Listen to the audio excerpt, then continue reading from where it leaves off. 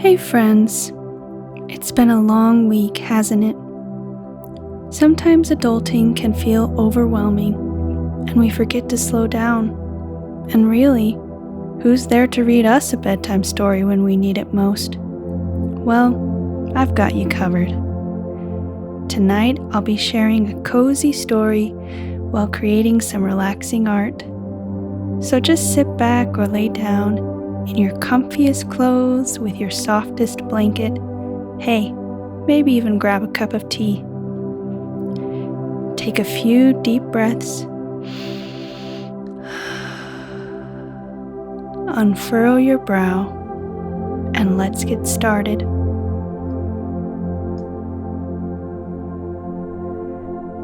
The Stargazing Fox, a cozy bedtime story for adults.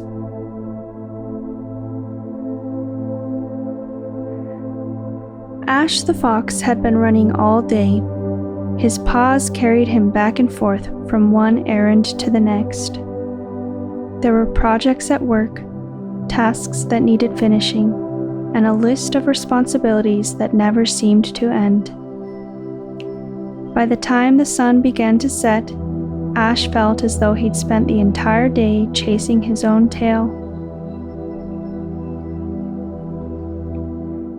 After work, he hurried to his kids' baseball game. He sat on the bleachers, his body there but his mind still tangled in the day's busyness. When his child scored a point, he nearly missed it, his eyes glazed with fatigue. His wife gently nudged him, and he blinked back to the present. Quickly, he pasted on a proud smile, clapped his paws together, and cheered as loudly as he could. His child looked up and beamed, and Ash felt a small pang in his chest. He was so tired and distracted that he hadn't really been there. That evening, when the house had settled into silence, the phone rang. It was his father, Cedar. "Still on for stargazing this weekend, son?" Cedar asked warmly. Ash closed his eyes and suppressed a groan. Every summer since he was a small pup, his father had taken him stargazing. It had been one of the highlights of his childhood, the two of them lying side by side under the vast, endless sky. But now, as an adult with work and family pulling at him from every direction, it felt like one more thing on his already crowded schedule. For a moment, Ash almost said no. He thought about sinking into the couch, letting the glow of the television wash over him, forgetting about everything for just a little while. But something inside him stirred, a whisper of a thought. How many more times will I get to do this with Dad? So instead, Ash forced a smile into his voice. "Of course, Dad. I wouldn't miss it." When the weekend came, Ash packed his bag and joined his father on the trail. As they walked, each step forward was also a step back in time. Memories came flooding into his mind. There was a crooked fence they used to climb as pups. They would see who could balance on it for the longest. The fence led up to a sturdy oak tree, which still had the remains of their old tree house. On the day they built it, his sister and brother argued over who got to hammer next.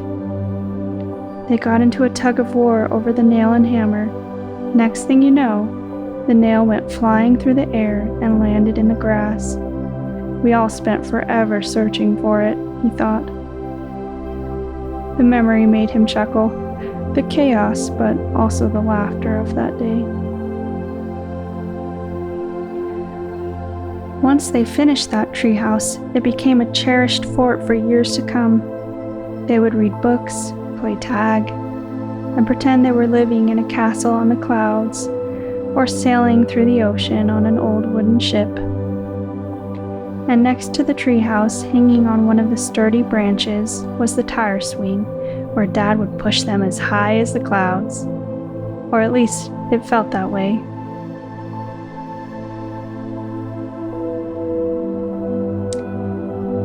They strolled past the treehouse and into a meadow nearby. Cedar walked beside him, steady and unhurried, just as he always had. Sometimes they talked, and sometimes they just smiled at each other knowingly. The meadow was speckled with wildflowers: cerulean blue, periwinkle, deep red, butter yellow and white. The fresh aromas filled the air. Many summer evenings, they would wait for the fireflies to emerge in this meadow and chase them until their paws ached. Beyond the meadow was a shallow stream. Here, Cedar had taught Ash how to swim and how to catch fish. He remembered the light glimmering on the water and the silver fish dancing. The first time he caught one in his paws, it was so slippery that he was jumping all over the stream, the fish slipping out of his hands and flying up into the air again and again, while Cedar lay on the bank in the shade, laughing so hard he was rolling on the ground. As they entered the forest, the smell of the pine trees stirred something deep inside him. Memories of simpler days, when his only worry had been getting a taste of dessert before his siblings ate it all. They trekked through the forest for quite some time, until finally reaching their familiar hilltop just in time to witness the sunset. And as they set up camp, twilight settled in, the world dimmed, colors softened, and stars began to peek out from hiding. They built a welcoming fire and roasted a few berries. The crackling flames cast warm light across their fur and a nearby tree, where initials were etched into the bark: Ash and Cedar Holloway. He ran his paws over the letters. They tied a rope between the two trees and draped a quilt over it for their tent. A quilt Ash's mother had sewn long ago with careful stitches and fading colors.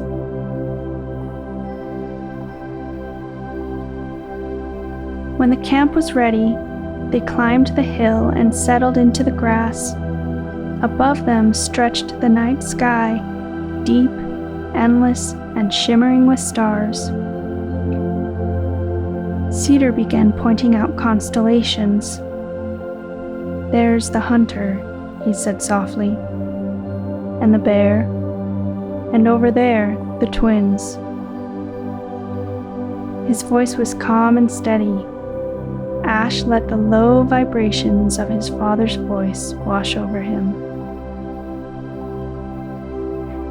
Then, suddenly, streaks of light darted across the sky, bright and quick. They were gone in the blink of an eye, but they left his heart feeling warm, like a little gift from the universe that you could easily miss if you weren't looking. And he thought, "I'm glad I came tonight. This is where I'm supposed to be."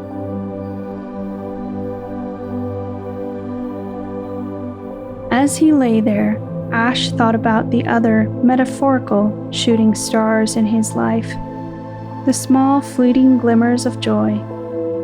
He thought of how his wife and he used to wake each morning, paws touching, faces nuzzling for a tender moment before the day began. Lately, he'd been too rushed and tired, and that simple ritual had faded away.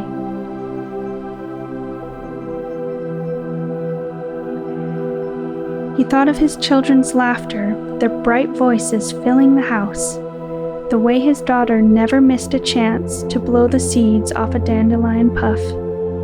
Pure wonder, pure presence.